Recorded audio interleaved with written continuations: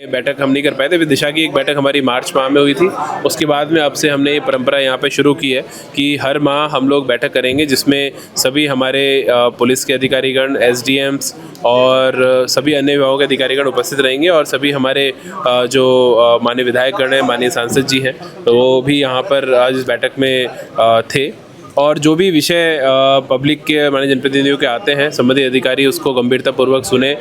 अपनी दिन प्रतिदिन की कार्रवाई में भी जनप्रतिनिधियों और जो जनता के विषय हैं उनको प्रमुख स्थान दिया जाए। उनका क्या फीडबैक है जनप्रतिनिधियों का प्रशासन के बारे में, पुलिस के बारे में, वो भी डायरेक्टली हम लोग ले पाएँ और आमने सामने सारी बातें हो, तो जिससे स्वच्छ और पारदर्शी प्रशासन की जो सरकार की नीति है, माननीय मुख्यमंत्री जी की मंशा है, उसको हम लोग पूरी तरह करेंगे और साथ ही दिन प्रतिदिन में भी एक अच्छा प्रशासन देने का हम लोग प्रयास करेंगे। सर, एक सवाल ये है कि 21 जून को जो अंतर्राष्ट्रीय योग दिवस हो रहा है उसकी किस तरह तैयारी की जा रही है? 21 जून थीम पर इस बार आयोजित किया जाएगा, कहाँ पर होगा? 21 जून को जो अंतर्राष्ट्रीय योग दिवस है, हम लोगों ने उसकी व्यापक तैयारी की है।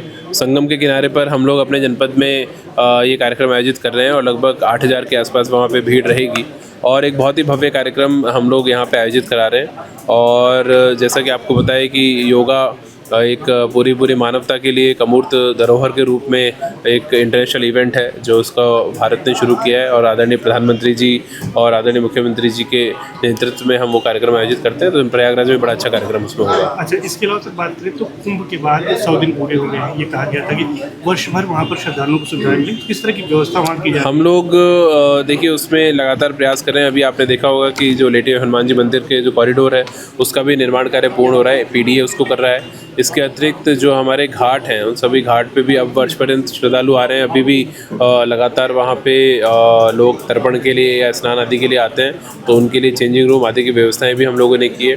स्वच्छता को लेकर जो मेला प्रशासन है वो कार्य कर रहे हैं, नगर निगम भी उसमें कार्य कर रहा है। और जो हमारे भव्य घाट बने हैं, अरेल घाट और दशाश्वमेध घाट, उसके लिए अभी एक एजेंसी से हमने बात की है हरिद्वार की तर्ज पर हमारे यहाँ पर भी। और काशी के घाटों में आपने देखा होगा कि वहाँ पे सुबह योगा की गतिविधियाँ होती है, संगीत होता है और गंगा आरती होती है।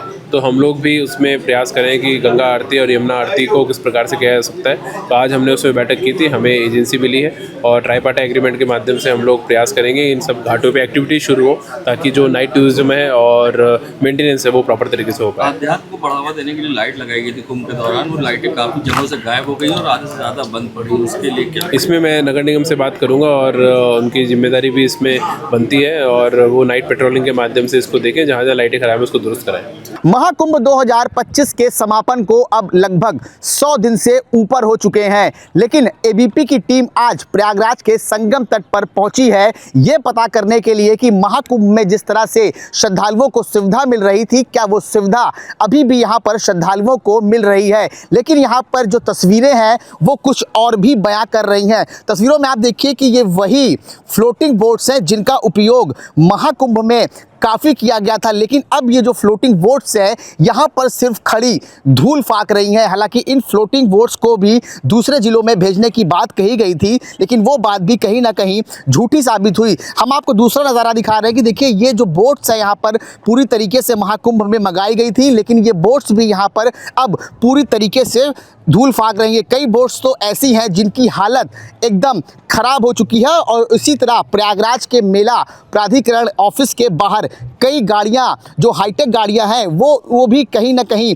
धूल फाकती हुई नज़र आ रही हैं। महाकुंभ के दौरान श्रद्धालुओं के लिए यहाँ पर जो कपड़ा बदलने के जो स्थान बनाए गए थे वो भी कहीं ना कहीं अब इस संगम तट से गायब नज़र हुए आए हैं, क्योंकि अगर हम बात करें तो यहाँ पर एक अस्थाई महिलाओं के लिए चेंजिंग रूम बनाया गया है, जिससे कि प्रति 20 रुपये हर व्यक्ति से वसूला जा रहा है। तो कहीं ना कहीं जिस तरह से महाकुंभ की बात की गई थी कि महाकुंभ के बाद भी यहाँ पर श्रद्धालुओं को उस तरह की सुविधाएं मिलेंगी, लेकिन कहीं ना कहीं ये दावे झूठे नज़र साबित आ रहे हैं। हालांकि रविंद्र कुमार जो डीएम है यहाँ के, उन्होंने बताया है कि धीरे धीरे फिर से एक बार श्रद्धालुओं के लिए यहाँ पर सारी सुविधा उपलब्ध कराई जाएगी। Saurabh Mishra, ABP news, Prayagraj.